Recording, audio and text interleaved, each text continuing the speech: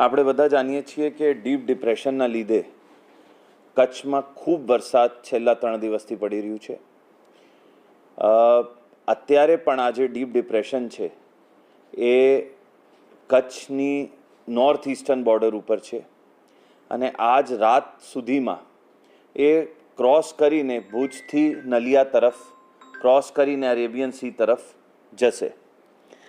તો મારી વિનંતી છે બધાને કે કૃપા કરીને કાલ બપોર સુધી કોઈ પણ માણસ ઘરથી બહાર ના નીકળે, કોઈ જગ્યા પાણી જોવા કે પ્રવાસન સ્થળ ઉપર ના જાય, ખાસ કરીને કોઈ નીચાણવાળા ડીપ કે કોઝવે હોય એને ક્રોસ ના કરે.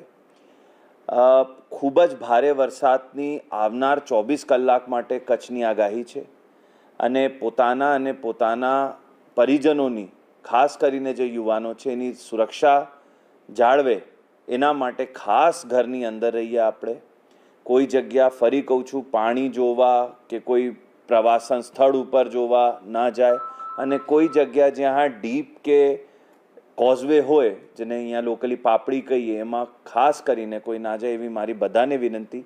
આવનાર 24 કલાક કચ્છ માટે ખૂબ જ ક્રિટિકલ છે. જો આપણે એમાં ઘરમાં રહેશું તો આપણે કોઈ પણ હોનારતને ટાળી શકીશું.